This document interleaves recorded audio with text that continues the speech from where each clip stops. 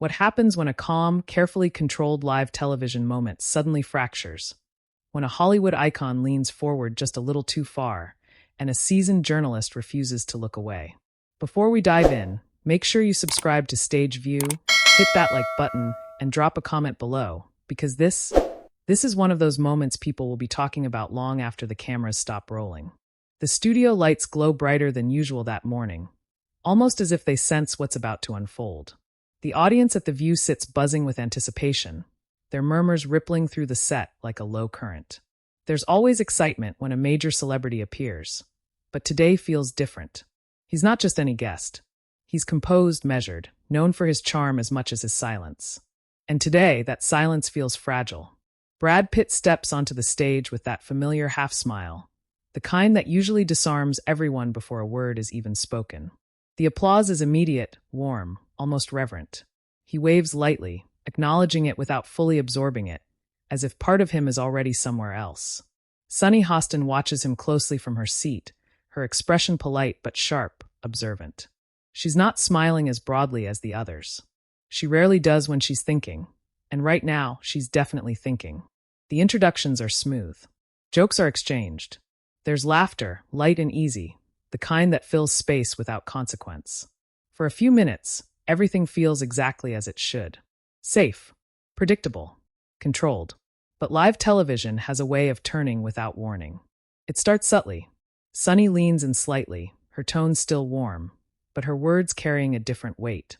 "So, Brad," she begins, her voice measured, "you've had a long career in the spotlight, and with that comes scrutiny.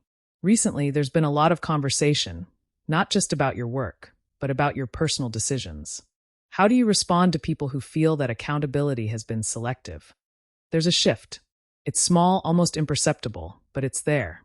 Brad's smile lingers for half a second too long before fading. His fingers tighten slightly where they rest on his knee. He exhales, not loudly, but enough for the microphone to catch the edge of it.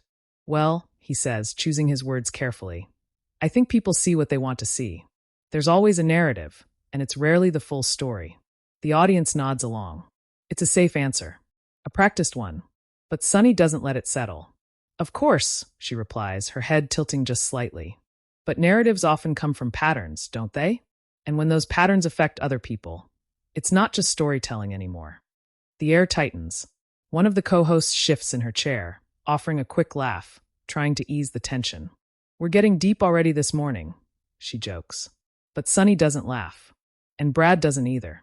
He leans forward now, elbows resting on his knees, his posture no longer relaxed.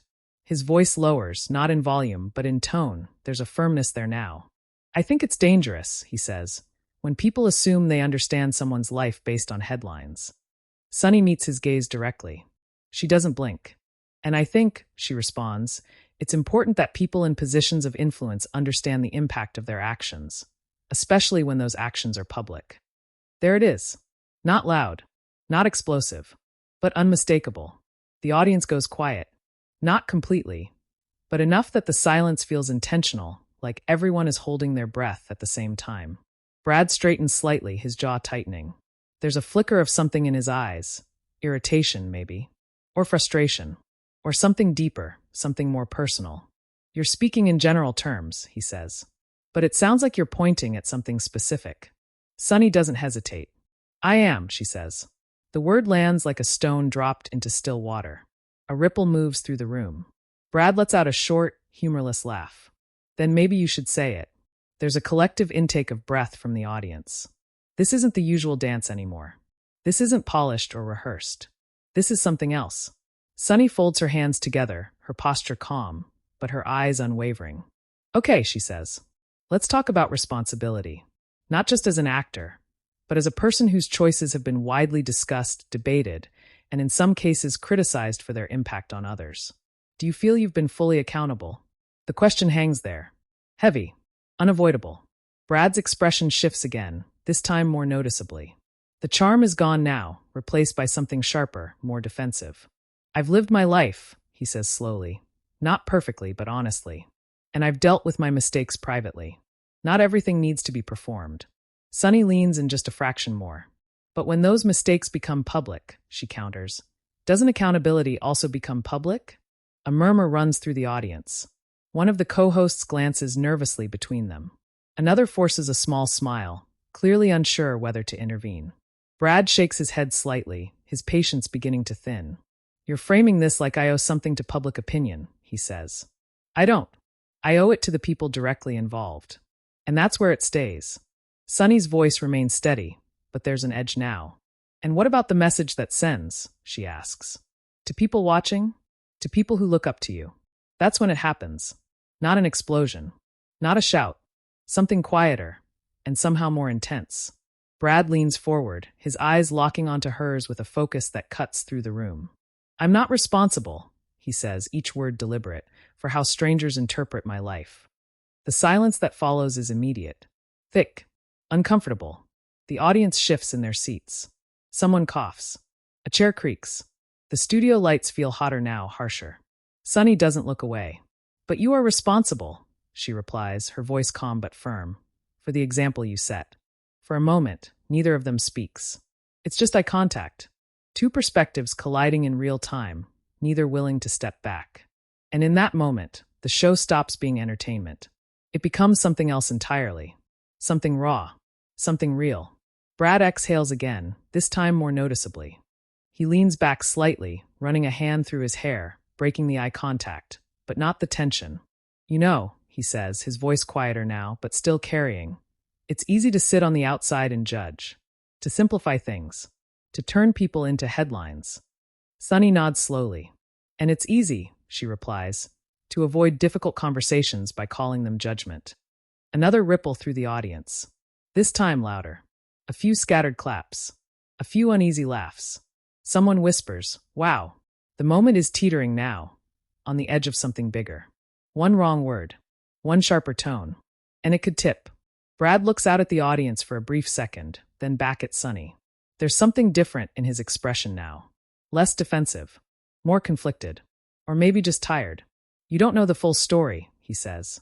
Sunny's response is immediate. "Then tell it." And just like that, the entire room leans in. Because now it's no longer about tension. It's about what comes next. And whether he's willing to go there. The room doesn't breathe.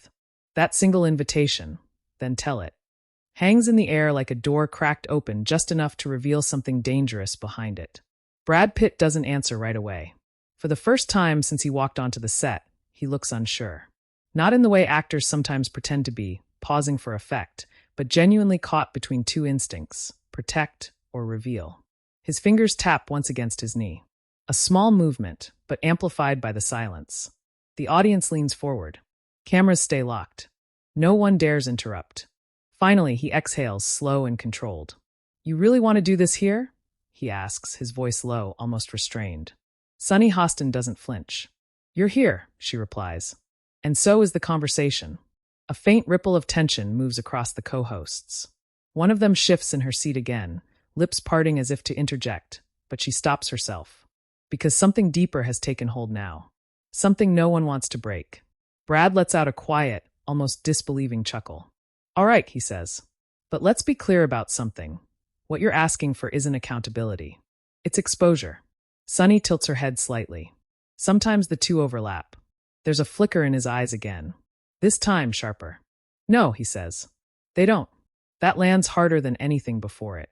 The audience reacts, not loudly but visibly. Shoulders shift. Eyes widen. A low murmur spreads like static. Brad leans forward again, his voice gaining weight. "Accountability happens with the people you've hurt, with the people you've affected. It's personal. It's complicated. It's not something you package into a neat answer for an audience." Sunny listens, her expression steady, but her eyes narrowing just slightly, analyzing, measuring. "And what happens," she counters, "when the people affected don't have the same platform? When their voices aren't heard the way yours is?" A pause. This one hits closer. Brad's jaw tightens again, but this time, he doesn't answer immediately. His gaze drops for just a second, barely noticeable, but enough to signal something shifting beneath the surface. The audience catches it. They always do. "I've never claimed to be perfect," he says finally. "Not once." Sunny nods. "No one's asking for perfection." "Then what are you asking for?" He shoots back, more quickly this time. There it is. The first real spike. The energy in the room changes instantly, like a wire pulled too tight. Sunny doesn't raise her voice. She doesn't need to.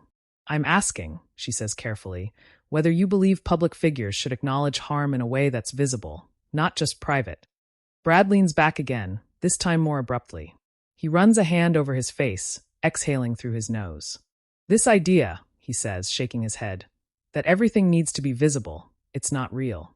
It's performance. And I'm not interested in performing remorse for people who don't actually know what happened. A few audience members clap, tentatively at first, then a bit louder. Others remain still, watching Sunny. She doesn't react to the applause. But silence can also be a performance, she replies. That line lands like a spark in dry air. The clapping stops. Brad looks at her again, really looks this time. There's no deflection in his gaze now. No humor. Just focus. You think I've been silent, he asks. I think, Sunny says, you've been selective. Another ripple. Louder this time. One of the co-hosts finally jumps in, her voice bright but strained. Okay, wow, this is definitely a powerful conversation. Maybe we can. Brad lifts a hand slightly, not rudely, but enough to pause her. No, it's fine, he says, not taking his eyes off Sunny. Let's keep going. The host hesitates, then leans back, surrendering the floor. Because at this point, even she knows, this isn't something you interrupt. Brad shifts forward again, his elbows on his knees, his voice quieter now, but more intense. You're asking me to reduce years of complicated, painful, personal experiences into something digestible, he says. For what? So people can feel like they've gotten a resolution. Sunny's response is immediate. No, she says. So people can see accountability exists.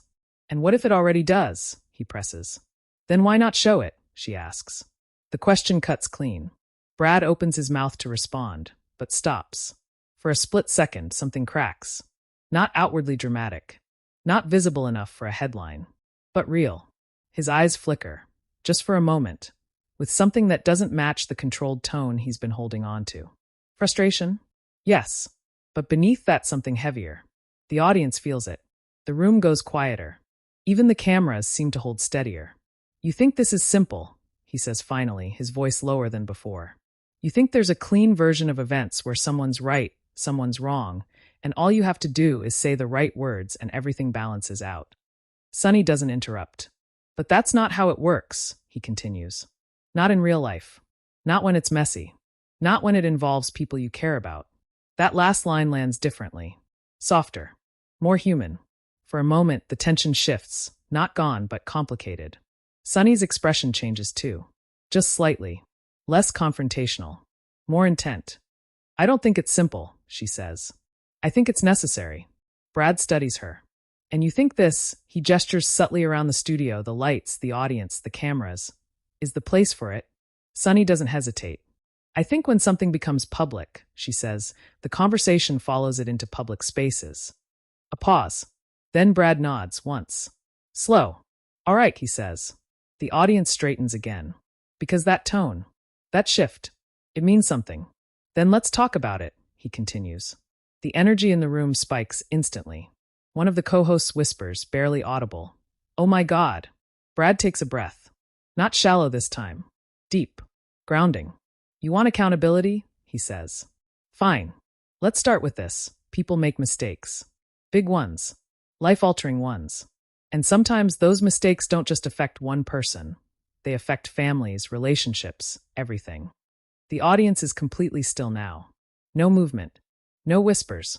Just listening. I've made those mistakes, he says. I've owned them. Privately. Directly. In ways that don't show up in headlines. Sunny leans in again, but this time her voice is softer. And do you think that's enough? She asks. Brad looks at her. Really looks. And for the first time since this began, there's no defensiveness in his answer. I think it has to be, he says quietly, because the alternative is turning something real into something consumable. That word echoes. Consumable. The audience reacts, subtly but unmistakably. Some nod. Others exchange glances. Because now, the conversation isn't just about him anymore. It's about something bigger. Sunny absorbs that. But she doesn't step back. Or, she says, just as quietly, it's about showing people that growth is possible, even after public failure. Brad's expression tightens again, but not with anger. With thought. With conflict. You're asking for a version of this story, he says, that fits into a narrative people can understand. And you're resisting it, she replies. Yes. Why? That single word lands heavier than anything else so far. Because it's not an accusation. It's a question.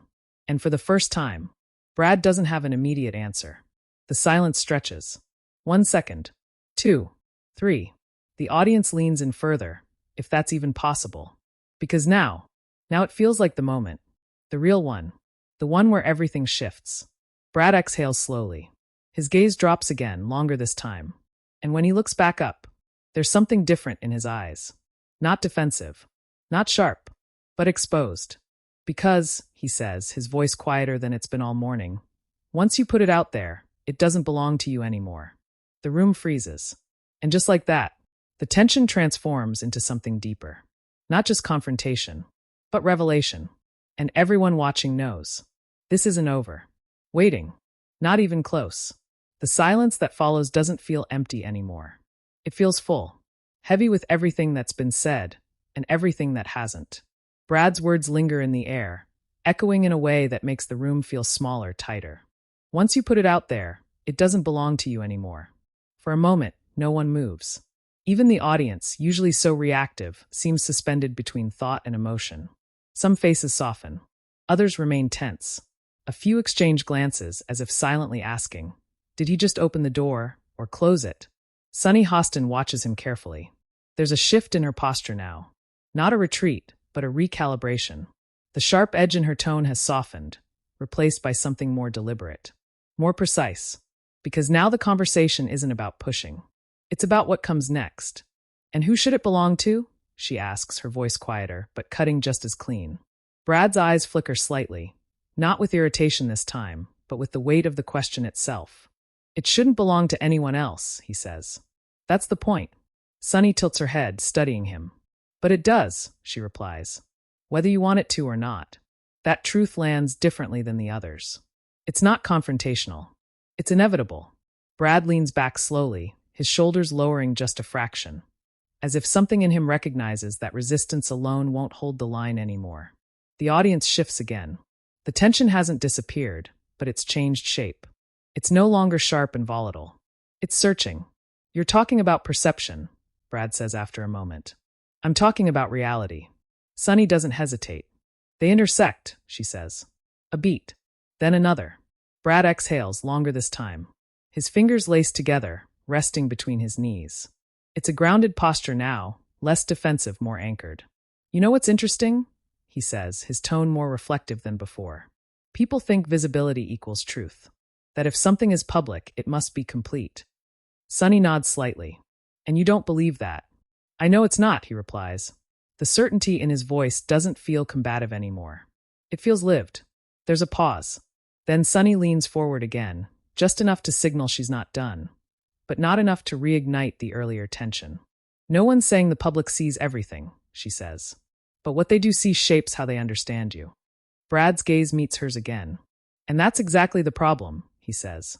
Because understanding someone's life through fragments isn't understanding, it's projection. A murmur ripples through the audience. This time it's softer, more thoughtful. Sunny's expression tightens just slightly, not in disagreement, but in focus. Then help complete the picture, she says. Brad shakes his head gently.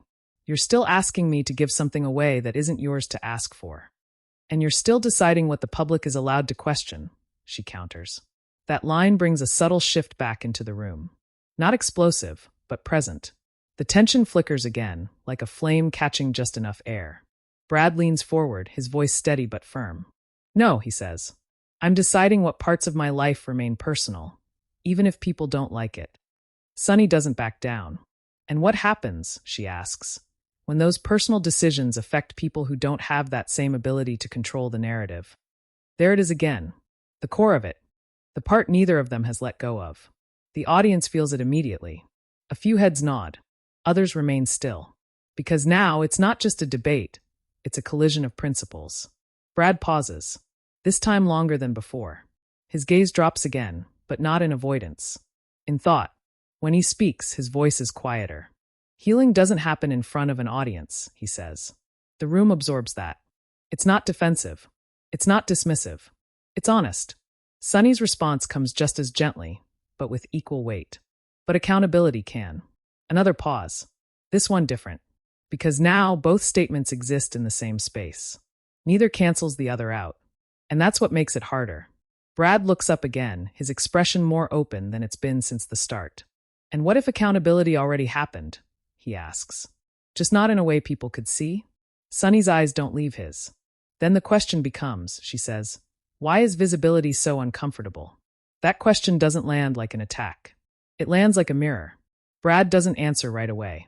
Instead, he leans back slowly, his hand brushing against his chin as if grounding himself in the moment.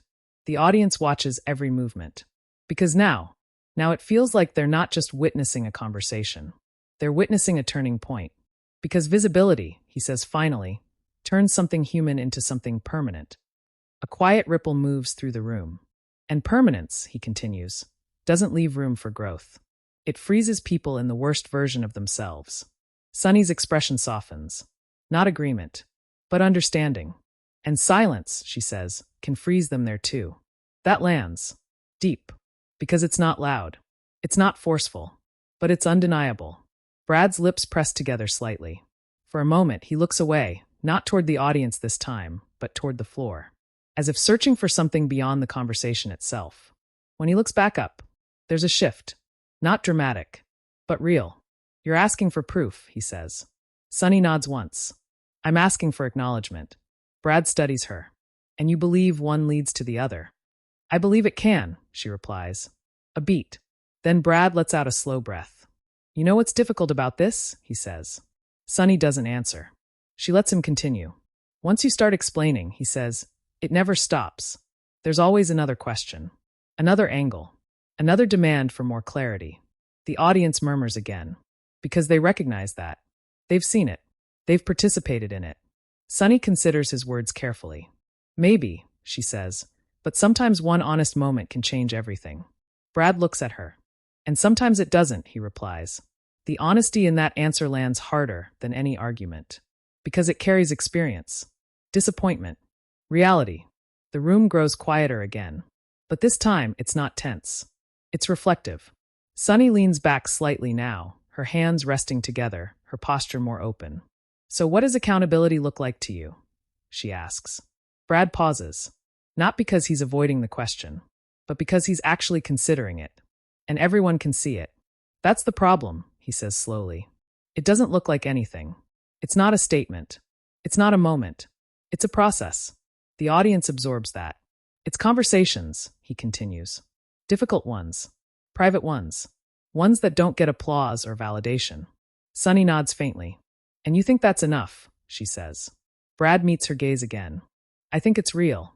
A long pause follows. Not uncomfortable. Not strained. Just full. Because now, both of them have laid something on the table that isn't easily dismissed. Sunny inhales slightly, as if preparing for one final push. Not aggressive, but necessary. And what about the people watching right now? She asks. The ones who've made mistakes. The ones who are trying to grow. What do they take from your silence? The question lingers. Brad doesn't look away this time. He doesn't deflect. He doesn't retreat. Instead, he leans forward again. Slowly. Deliberately. And when he speaks, his voice carries something new. Not defense. Not frustration. But wait. They take this, he says. The audience leans in. Because whatever comes next, they know it matters. And the room holds its breath. Waiting. They take this, he says, his voice steady, grounded in a way it hasn't been until now. That growth isn't something you prove to strangers. It's something you live consistently, whether anyone's watching or not. The words don't echo loudly. They settle. And somehow, that makes them hit harder. For a moment, no one speaks. Sunny Hostin doesn't interrupt. She watches him. Not as an opponent now, but as someone who's finally stepped fully into the conversation instead of circling around it. The audience is completely still. No murmurs. No shifting. Just attention, focused, unbroken. Brad continues, slower now. You don't get to rewrite the past by explaining it better, he says. You don't fix things by crafting the perfect statement. You fix them by doing better.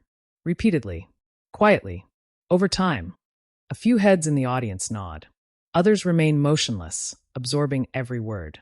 Sunny leans in just slightly, not to challenge, but to clarify.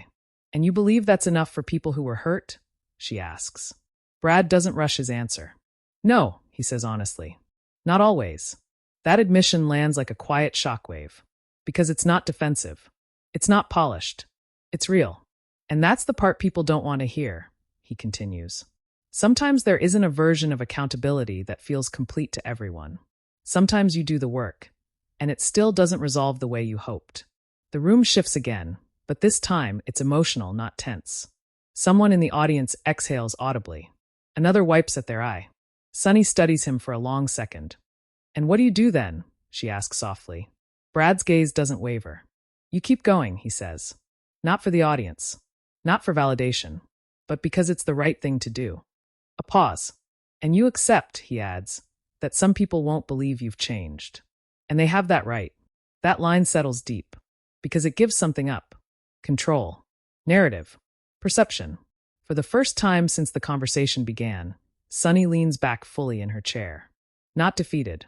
Not conceding. But acknowledging. Because the energy has shifted completely now.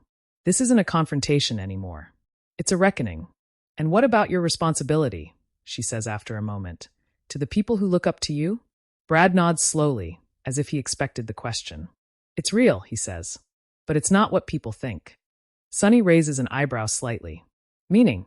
It means, he says, my responsibility isn't to present a perfect version of myself.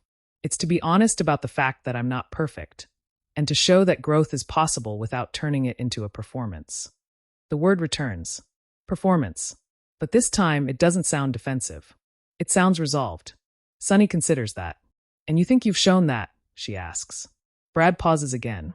And this time, the pause feels different. Less guarded. More vulnerable. I think I'm still showing it, he says. The honesty in that answer lands harder than anything else he's said. Because it doesn't claim completion. It doesn't wrap the story up. It leaves it open. And that, more than anything, feels real. The audience reacts, not with applause at first, but with something quieter. A collective exhale. A release of tension that's been building since the moment Sunny asked that first question. Then slowly, clapping begins. Not explosive. Not overwhelming. But steady. Respectful. Some audience members remain still, thoughtful. Others nod as they clap, their expressions reflective rather than celebratory. Sunny doesn't clap, but she does nod. Once. Small. Measured. Fair enough, she says. 2 simple words. But they carry weight, because they signal something important. Not agreement, not victory, but recognition. The conversation has reached its natural end. One of the co-hosts finally leans forward again, her voice lighter now, carefully reintroducing the rhythm of the show. Well, that was definitely one of the most powerful conversations we've had here, she says, offering a small smile. Thank you both for being willing to go there. The audience claps again, this time a little louder, more unified. Brad leans back in his chair, the tension in his shoulders finally easing. He nods politely, but there's something different about him now. Less guarded. Less performative. Sunny glances at him once more, not with scrutiny, but with something closer to respect. And just like that, the segment ends. But the moment doesn't. Because outside the studio, it explodes. Within minutes of the broadcast, clips begin circulating online. Short, intense fragments of the exchange. Sunny's questions, Brad's responses, the pauses, the tension. Each one dissected, replayed, analyzed. Social media ignites. Some viewers praise Sunny for asking the questions others wouldn't. They call her fearless, necessary, uncompromising. Others defend Brad, arguing that he set boundaries, that he refused to turn something deeply personal into public spectacle. Hashtags begin to trend. Debates unfold in real time. Clips are slowed down, reactions are recorded, body language is analyzed frame by frame. What did he mean by that pause? Did you see her expression when he said performance? This wasn't an interview. It was a confrontation. This was accountability. This was pressure. This was honesty. This was deflection. Every angle. Every interpretation. Every opinion. News outlets pick it up next. Panels discuss it. Commentators debate it. Some frame it as a clash between celebrity privacy and public responsibility. Others call it a rare moment of authenticity in a space that's usually controlled and polished. And through it all, That moment stays at the center. Not the loudest line, not the sharpest exchange, but the quietest one. I think I'm still showing it. Back in the studio, long after the audience has left and the lights have dimmed, the set feels different. Quieter, as if something real passed through it and left a trace behind. Because moments like that don't disappear when the cameras turn off. They linger. In conversations, in perspectives, in the way people think about accountability, privacy, and what it means to change. And maybe that's why it resonated. Not because it provided answers, but because it didn't. Because it left space for disagreement, for reflection, for interpretation, for people to decide what they believe. And now, it's your turn. What do you think? Was Sunny right to push for public accountability? Or was Brad right to protect what he believes should remain private? Where do you draw the line between transparency and personal boundaries? Drop your thoughts in the comments below, because this conversation doesn't end here. And if you want more moments like this, raw, intense, and impossible to ignore, make sure you subscribe to Stage View, hit that like button, and share this story with someone who needs to see it. Because sometimes the most powerful moments aren't the ones that resolve everything. They're the ones that make you question it all.